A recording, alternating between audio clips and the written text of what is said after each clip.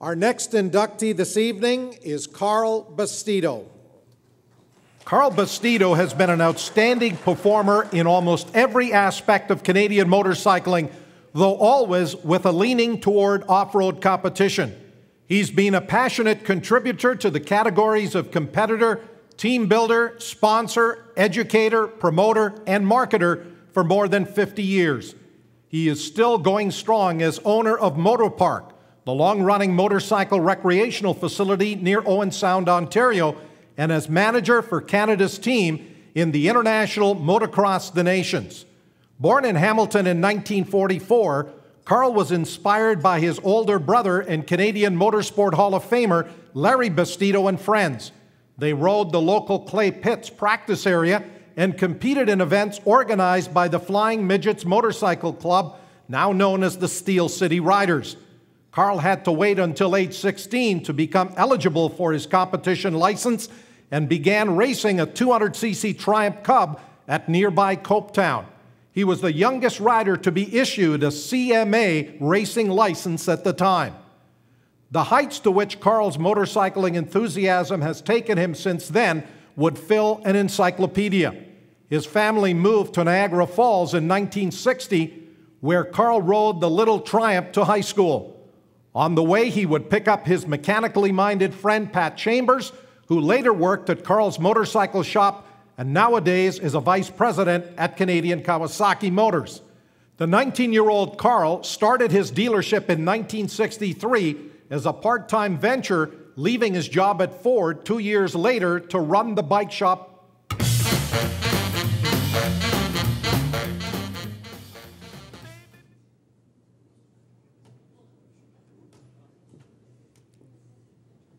And this is where I say we are experiencing technical difficulties.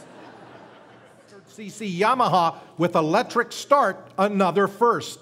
The same year, he invited Swedish motocross star Bill Nilsson, the first world champion of the sport in 1957, to teach a group of Ontario riders in a tradition of motocross rider training that now has lasted more than 40 years. In 1968, Carl became the first Canadian to ride a Japanese motorcycle in a sanctioned competition when Trevor Deely sponsored him on a 250c Yamaha DT1. Remembering his impatient wait to become a licensed competitor at age 16, Carl worked with his sister-in-law, Marilyn Bastedo, and with George Kolesnikoff, the founder of Cycle Canada magazine, to overcome opposition from CMA management and develop the concept of schoolboy motocross for younger riders. The first race was held in Niagara Falls, and Tom Gillespie was crowned the first schoolboy champion in 1969. Carl first sold British and European motorcycles and later took on Japanese brands, which put him in touch with Honda's importers of the time, the Manley family. Mike Manley recognized Carl's instinct for business, and when the arrival of Canadian Honda Motor prompted Manley's move to become distributor of Kawasaki motorcycles in 1969, Carl was recruited to build a dealer network for the growing brand. His territory covered the entire province of Ontario. 2 years later, he became the director of marketing and sales. In 1971, he helped Mike Manley persuade his father Terrence Manley and Trev Deely to help put together the industry organization that nowadays is known as the Motorcycle and Moped Industry Council. It was a glorious time in a fast-growing industry. Kawasaki Racing came within Carl's marketing mandate, and the racing department seemed to be everywhere. Kari Nissanen was imported from Finland to head up motocross, followed later by Sweden's Jan-Erik Sahlqvist, who became a dominant figure in Canadian racing. John Jones was contracted to develop a trials machine. Carl hired road racer Brian Miles to become administrative manager. Carl and Mike Manley delivered an offer he couldn't refuse to Yvon Duhamel, persuading him to switch from Yamaha to Kawasaki and eventually achieving worldwide fame on the green machines. Carl left Manley's in the spring of 1976 as Kawasaki began taking charge of its Canadian marketing, and later that year joined Cycle Canada magazine as marketing manager. 5 years earlier, he had encouraged its founder, George Kolesnikoff, to follow a dream and launch the magazine. Carl brought with him the idea of a national series of motorcycle consumer shows, the first being held in 1977 at the Canadian National Exhibition Grounds in Toronto. The Cycle Canada Motorcycle Show soon blossomed into a series of events that ranged from Vancouver to Halifax before being taken over by the MMIC in 1984. In 1976, he invited world champion Vlastimil Valek to conduct a motocross school at the Motor Park facility, a teaching history that now spans 34 years. Carl and his brother Larry had been among a group of founding partners of Motor Park 4 years earlier, but Carl eventually bought out the others. In 1979, Carl began his move to living full-time at Motor Park, and the next year, Carl, Brian Miles, and Marty Levesque launched the Toronto Supercross, a partnership that went on for 16 years. At the same time, Carl became manager of Alberta's motocross legend Ross Peterson, who garnered 42 class championships from 1979 to 1993. In more recent years, Carl continues to operate Motor Park and has acted as team manager to provide a consistent Canadian presence at the Motocross of the Nations from 2004 until the present.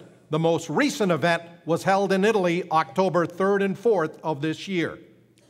Ladies and gentlemen, would you welcome into the Canadian Motorcycle Hall of Fame a motocross pioneer, Carl Bastedo, and making the presentation is Warren Thaxter. Well, my heart knows it better than I know myself, so I'm gonna let it do all the talking. I came across a place in the middle of nowhere with a big black horse and a cherry tree. I felt a little fear upon my back. I said, don't look back, just keep on. Well, thank you very much, Warren, and I promise to get out to the next ISD reunion. I'm sorry I've missed the last few. Congratulations to all the inductees here tonight. There's some old friends that have been up here, and it's great to see them. A lot of you don't know, but we had, there's 8 children in our family, 8 brothers and sisters.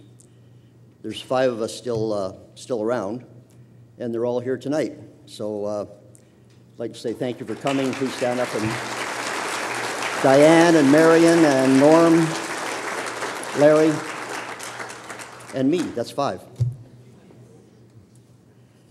like to thank Tim Bellamy for putting forth the effort to have me inducted into the Hall of Fame, and he did a tremendous amount of work this winter in putting everything together for me. Appreciate that. We've all had mentors in our lives, and a lot of people have said that I've mentored a lot of people, and believe me, there's been a lot of people that have mentored me as well, and we all need them. Through the late 60s, my brother Larry, my sister-in-law Marilyn, the Kellys, Steel City Riders, all brought me up into the sport. The Steel City Riders here tonight, and I still remember, I reminded the club president that I'm an honorary member since I was 14, just so I don't have to pay my membership fee. I remember driving to Quebec when I was probably 12 years old with some racers that were from Steel City Riders. At that time, they were called the Flying Midgets. And going down the 401 up to Quebec, we always drove up there 3 or 4 times a year to race. I was always watching. And we couldn't understand why all the people on the highway kept looking in the car as they went by. There were, as usual, there were 6 bikes on the trailer, open bed trailer, 6 or 7 people in the car. And these people kept looking at us as they passed us going up the 401 towards Kingston. Finally, we recognized that it was because the sign on the side of the trailer said the Flying Midgets. So as I was 10 or 12 years old, they put me on my knees, looking out the side window at the people as they went by with my eyes, and they would wave and I would wave at the people going by, so they all saw the Flying Midgets. And then we had the family moved to Niagara Falls. We had Carl's Cycle Shop for a number of years, and from that experience, I certainly recognize the tremendous amount of work that motorcycle dealers have to do in putting up with all of the motorcycle consumers and customers. Somehow we got through that, and a big thing at that time was that we went to the International 6 Days Trials. Our first experience was in Poland in 1967. It was a communist country at that time. And what we learned from going to that event was don't drink the water and don't drink vodka with a bunch of Russians the night before the race. It was okay to do that in those days. That was it's not acceptable these days, but that was fine. And of course, at that, all through the 6 days efforts, in Poland, Germany, and Spain, Bill Sharpless, the Kellys, George Kirkpatrick, Brother Larry, Bobby Fischer, all tremendous supporters of what we did during that time. And then on to Kawasaki. In the fall of 1969, the Manleys hired me to go to Kawasaki Motorcycles. John Clare, a dealer in Font Hill, bought my shop. Thank you, John. And I was allowed to go to Toronto and work at Kawasaki, and they were dynamic times in motorcycling. The whole concept at that time among the Japanese was volume, not profits. They really didn't care about profits, they just wanted volume. So they allowed us to do a lot of really neat things. And that was when motorcycling really took off in Canada, from probably 20,000 units in those days to 100,000 units a year by 1980. Lots of mentors there with the Manleys, Trevor Dealey, even though he was our competition.